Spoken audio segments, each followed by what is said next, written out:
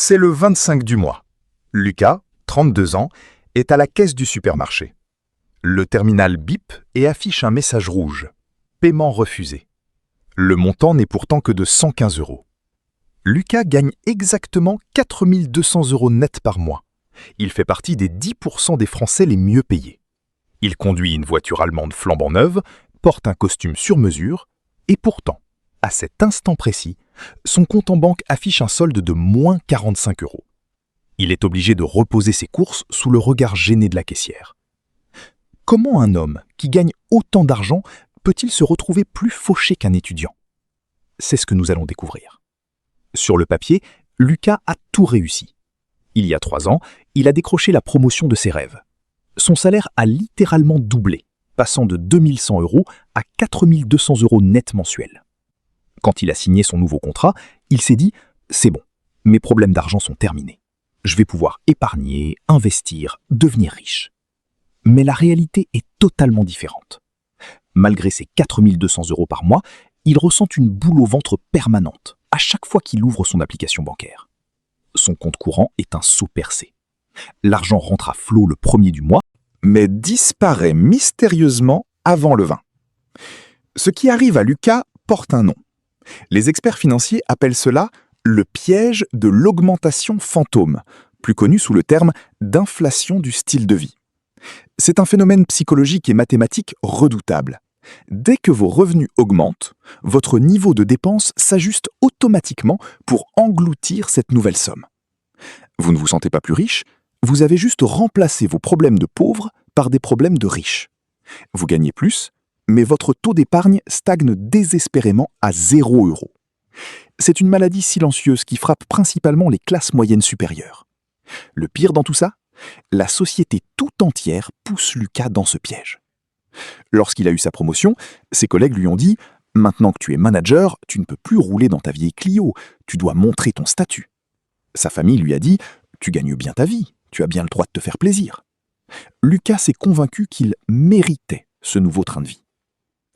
Mais voici la première révélation choquante. En calculant ses nouvelles heures de travail de cadre supérieur, le taux horaire réel de Lucas n'a augmenté que de 2 € de l'heure. Il a sacrifié sa vie personnelle pour financer une prison dorée dont il a lui-même acheté les barreaux. Décortiquons ensemble le budget de Lucas. C'est ici que les mathématiques deviennent brutales. Prenons son ancien salaire, 2 100 € net. À l'époque, il louait un appartement à 750 €, dépensait 300 € en courses, 100 € pour les transports en commun et 200 € en sortie. Total de ses dépenses vitales, 1 350 €. Il lui restait donc 750 € de marge de manœuvre. S'il avait simplement gardé ce même train de vie avec son nouveau salaire de 4 200 € net, Lucas pourrait épargner un montant faramineux de 2 850 € par mois. En quelques années, il serait devenu millionnaire. Mais regardons ce qu'il a réellement fait. D'abord, il y a la fiscalité, l'illusion du salaire brut. Pour toucher 4 200 € sur son compte, Lucas négocie en réalité un salaire brut autour de 75 000 € par an. Avec le prélèvement à la source et le changement de tranche d'imposition, son impôt sur le revenu a explosé. Il donne désormais près de 500 € de plus chaque mois directement aux impôts par rapport à son ancienne situation. C'est le premier coup de ciseau dans sa richesse. L'État s'est servi en premier, avant même que Lucas n'ait pu penser à investir le moindre centime de son augmentation. Ensuite viennent les frais de succès. Lucas a quitté son petit 2 pièces pour un appartement digne de son statut, en centre-ville. Son loyer est passé de 750 € à 1 500 €.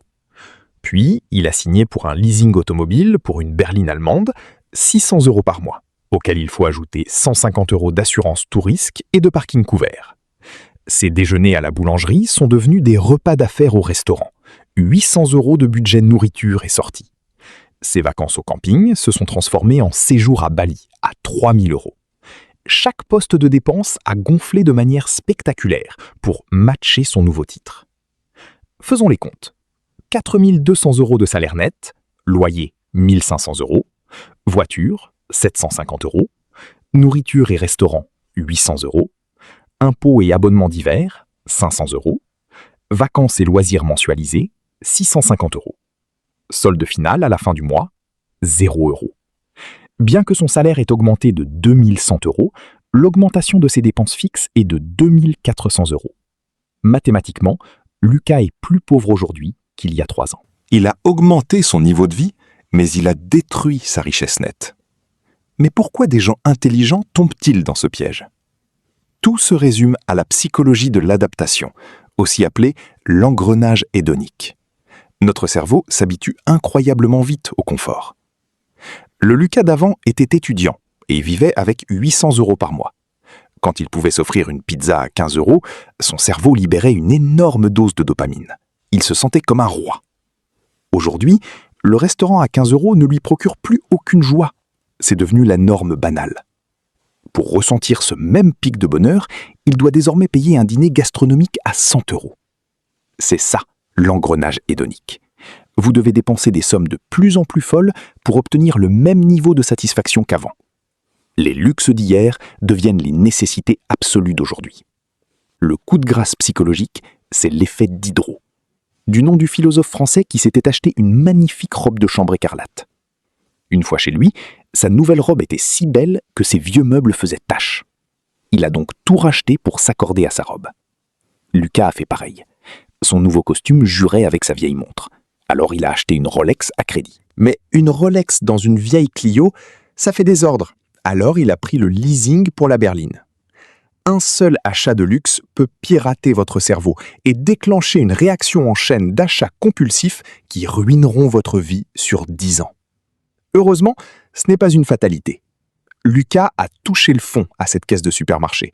C'était son électrochoc. Il a compris qu'on ne résout pas un problème de dépenses avec un plus gros salaire. Il lui faut un système implacable. Étape 1, appliquez immédiatement la règle des 50%. Le principe est simple. À chaque fois que vous recevez une augmentation ou une prime, vous devez investir exactement la moitié de cette somme nette et vous pouvez utiliser l'autre moitié pour améliorer votre quotidien. Si Lucas avait appliqué cette règle, il aurait dû bloquer instantanément 1050 € en investissement automatisé chaque mois. Il aurait alors eu le droit d'utiliser les 1050 € restants pour augmenter son confort.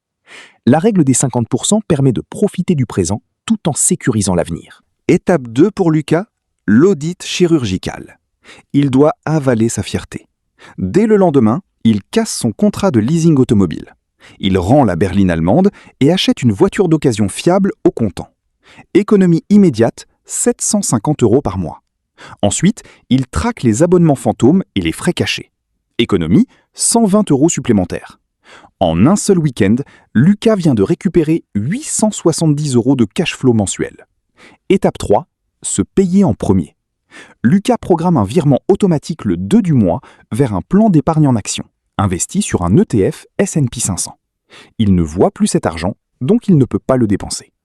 En investissant ces 870 € par mois, à un rendement de 8%, en 30 ans, Lucas aura un patrimoine de 1 200 000 €.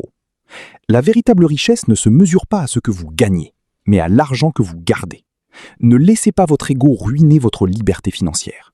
Et vous, avez-vous déjà été victime de ce piège? Partagez votre expérience en commentaire. Si cette vidéo vous a ouvert les yeux, abonnez-vous. À très vite.